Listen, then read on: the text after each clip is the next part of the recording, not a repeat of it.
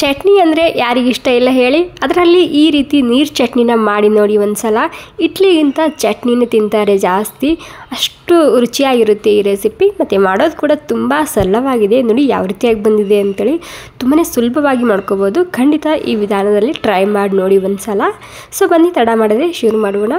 ಈ ಕಾಯಿ ಚಟ್ನಿ ಮಾಡೋದಕ್ಕೆ ಮೊದಲಿಗೆ ನಾನಿಲ್ಲಿ ಕಡಾಯಿನಲ್ಲಿ ಸ್ವಲ್ಪ ಎಣ್ಣೆ ಸೇರಿಸ್ತಿದ್ದೀನಿ. ಎಣ್ಣೆ ಬಿಸಿ ಆದಮೇಲೆ ಒಂದು ಅರ್ಧ ಕಪ್ ಆಗುವಷ್ಟು ಶೇಂಗಾ ಹಾಕ್ಕೊಂಡಿನಿ. ಇವಾಗ ಶೇಂಗಾ ಮೊದಲಿಗೆ ಸ್ವಲ್ಪ ಗರಿ ಗರಿ ಆಗೋ ತನಕ ಅಥವಾ ಒಂದು 2 ನಿಮಿಷ ಇದಕ್ಕೆ ಎಣ್ಣೆಯಲ್ಲಿ ಈ ರೀತಿ ಫ್ರೈ ಮಾಡ್ಕೋಬೇಕಾಗುತ್ತೆ.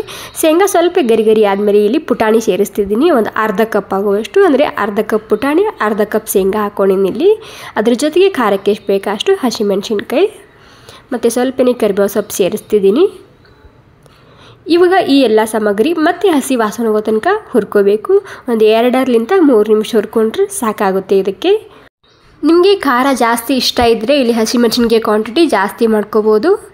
ಓಕೆ ನೋಡಿ ಎಲ್ಲನೂ ಗರಿ ಗರಿ ಆಗಿದೆ. ಇವಾಗ ಈ ಟೈಮ್ನಲ್ಲಿ ಇದಕ್ಕೆ 1.5 ಕಪ್ ಆಗುವಷ್ಟು ಹಸಿ ತೆಂಗಿನಕಾಯಿ ಹಾಕ್ಕೊತಿದ್ದೀನಿ. ನಾನಿಲ್ಲಿ ಯಾವ ಕಪ್ಪಿಲೆ ಶೇಂಗಾ ಬೀಜ ಮತ್ತು ಪುಟಾಣಿ ತೊಗೊಂಡಿನಲ್ವ ಅದೇ ಕಪ್ಪಿಲೆ 1.5 ಕಪ್ ಆಗೋಷ್ಟು ಹಸಿ ತೆಂಗಿನಕಾಯಿ ಹಾಕ್ಕೊಂಡಿನಿ. ಜಾಸ್ತಿ ಕೂಡ ಹಾಕೋಬೋದು, ನಡೆಯುತ್ತೆ ಇದಕ್ಕೆ.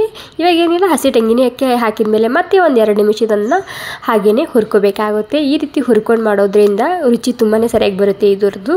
ಒಂದು 2 ನಿಮಿಷ ಹುರ್ಕೊಂಡಿನಿ. ಇದಕ್ಕೆ ಇವಾಗ ಈ ಟೈಮ್ನಲ್ಲಿ ಇದಕ್ಕೆ ಸ್ವಲ್ಪ ಕೊತ್ತಂಬರಿ ಸೊಪ್ಪು ಸೇರಿಸ್ತಿದ್ದೀನಿ. ಸುಮಾರು ಸಣ್ಣ ಕಪ್ಪಿಲಿ 1 ಕಪ್ ಆಗೋಷ್ಟು ಕೊತ್ತಂಬರಿ ಸೊಪ್ಪು ಹಾಕ್ಕೊಂಡಿನಿ. ಮತ್ತು ಸ್ವಲ್ಪ ಹುಣಸೆಹಣ್ಣು ಸೇರಿಸ್ತಿದ್ದೀನಿ.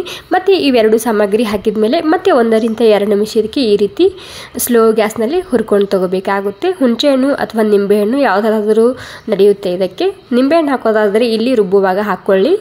ಇವಾಗ ಸ್ವಲ್ಪ ತಣ್ಣಗಾದ್ಮೇಲೆ ಇದನ್ನು ಮಿಕ್ಸಿಯಲ್ಲಿ ಟ್ರಾನ್ಸ್ಫರ್ ಮಾಡ್ಕೊತಿದ್ದೀನಿ. ಮೊದಲಿಗೆ ಹುಣಸೆಹಣ್ಣು ಹಾಕಿಲ್ಲ ಅಂದರೆ ಇಲ್ಲಿ ಒಂದು ಸ್ವಲ್ಪ ನಿಂಬೆಹಣ್ಣು ರಸ ಕೂಡ ಹಾಕೋಬೋದು. ರುಚಿಗೆ ತಕ್ಕಷ್ಟು ಉಪ್ಪನ್ನ ಸೇರಿಸ್ತಿದ್ದೀನಿ. ಅದ್ರ ಜೊತೆಗೆ ಸ್ವಲ್ಪ ನೀರು ಹಾಕ್ಕೊಂಡು ಮೊದಲಿಗೆ ಇದನ್ನು ರುಬ್ಕೊಂಡು ತೊಗೋಬೇಕಾಗುತ್ತೆ. ಇದೇ ಟೈಮ್ನಲ್ಲಿ ಜಾಸ್ತಿ ಒಮ್ಮೆನೇ ನೀರು ಹಾಕೋಬಾರ್ದು, ಸ್ವಲ್ಪನೇ ನೀರು ಹಾಕ್ಕೊತ ನೋಡ್ಕೊಂಡು ರುಬ್ಕೋಬೇಕಾಗುತ್ತೆ. ಸೊ ಮೊದಲಿಗೆ ಸ್ವಲ್ಪ ನೀರು ಹಾಕ್ಕೊಳ್ಳಿ. ಈ ರೀತಿ ರುಬ್ಕೊಂಡಾದ್ಮೇಲೆ ಮತ್ತೆ ಇದಕ್ಕೆ ನೀರನ್ನ ಸೇರಿಸ್ಕೊಂಡು ಯಾವ ರೀತಿ ಬೇಕೋ ಆ ರೀತಿ ನೀವು ಇಲ್ಲಿ ಈ ಚಟ್ನಿನ ಅಡ್ಜಸ್ಟ್ ಮಾಡ್ಕೊಂಡು ರುಬ್ಕೋಬೋದು. ನೋಡಿ ನಾನು ಯಾವ ರೀತಿ ರುಬ್ಕೊಂಡು ಅಂತ ತೋರಿಸ್ತಿದ್ದೀನಿ. ಜಾಸ್ತಿ ತರಿತರಿಯಾಗಿರಬಾರ್ದು, ಸ್ವಲ್ಪ ಸ್ಮೂತಾಗಿ ಇರಲಿ, ತುಂಬ ಸರಿಯಾಗಿ ಬರುತ್ತೆ ಈ ಚಟ್ನಿ. ಇಲ್ಲಿ ಕೂಡ ಅಷ್ಟೇ, ನಿಮಗೆ ಯಾವ ರೀತಿ ಬೇಕು ಆ ರೀತಿ ನೀರು ಹಾಕ್ಕೊಂಡು ಈ ಚಟ್ನಿನ ಅಡ್ಜಸ್ಟ್ ಮಾಡ್ಕೋಬೋದು. ನೀವಿಲ್ಲಿ ಇಡ್ಲಿಗಾದರೆ ಸ್ವಲ್ಪ ತಿಳಿಯಾಗೇ ಇರಲಿ, ಫಡ್ಡು ಮತ್ತು ಉತ್ತಪ್ಪ ಮತ್ತು ದೋಸೆಗಾದರೆ ಸ್ವಲ್ಪ ಗಟ್ಟಿಯಾಗಿರಲಿ, ಆ ರೀತಿ ನೀವಿಲ್ಲಿ ಅಡ್ಜಸ್ಟ್ ಮಾಡ್ಕೊಳ್ಳಿ. ನಾನು ಈ ಚಟ್ನಿ ಇಡ್ಲಿ ಜೊತೆಗೆ ಮಾಡ್ತಿದ್ದೀನಿ, ಹೀಗಾಗಿ ಇದಕ್ಕೆ ಸ್ವಲ್ಪ ತಿಳಿಯಾಗಿ ಇಡ್ತಿದ್ದೀನಿ. ಇಡ್ಲಿ ಜೊತೆಗೆ ಆದರೆ ಸ್ವಲ್ಪ ತಿಳಿಯಾಗೇ ಇರಲಿ, ಇಡ್ಲಿಗೆ ತುಂಬಾ ಸರಿ ಹೊಂದುತ್ತೆ ಈ ಚಟ್ನಿ. ಓಕೆ ನೋಡಿ ಯಾವ ರೀತಿ ಆಗಿದೆ ಅಂತ ತೋರಿಸ್ತಿದ್ದೀನಿ. ಈ ರೀತಿ ಆದರೆ ಸಾಕು. ಈ ಕಾಯಿ ಚಟ್ನಿಗೆ ಒಗ್ಗರಣೆ ಮಾಡೋದಕ್ಕೆ ನಾನಿಲ್ಲಿ ಪ್ಯಾನ್ನಲ್ಲಿ ಒಂದು ಸ್ವಲ್ಪ ಎಣ್ಣೆ ಹಾಕ್ಕೊಂಡಿನಿ. ಎಣ್ಣೆ ಬಿಸಿ ಆಗಿದೆ. ಇವಾಗ ಎಣ್ಣೆ ಬಿಸಿ ಆದಮೇಲೆ ಸ್ವಲ್ಪ ಸಾಸಿವೆ ಹಾಕ್ತಿದ್ದೀನಿ. ಸಾಸಿವೆ ಸಿಡಿದಾದ್ಮೇಲೆ ಇದಕ್ಕೆ ಒಂದು ಅರ್ಧ ಚಮಚ ಉದ್ದಿನಬೇಳೆ ಹಾಕ್ತಿದ್ದೀನಿ. ಅದ್ರ ಜೊತೆಗೆ ಕರಿಬೇವಿನ ಸೊಪ್ಪು ಸೇರಿಸ್ತಿದ್ದೀನಿ. ಮತ್ತು ಹಿಂಗೆ ಹಾಕ್ಕೊತಿದ್ದೀನಿ ಒಂದು ಸ್ವಲ್ಪನೇ. ಬೇಕಿದ್ರೆ ಒಂದು ಬ್ಯಾಡಗಿ ಮೆಣಸಿನ್ಕಾಯಿ ಕೂಡ ನೀವು ಇದರಲ್ಲಿ ಹಾಕೋಬೋದು. ಇವಾಗ ನೋಡಿ ಉದ್ದಿನಬೇಳೆ ಸ್ವಲ್ಪ ಲೈಟಾಗಿ ಕೆಂಪಾದರೆ ಸಾಕು.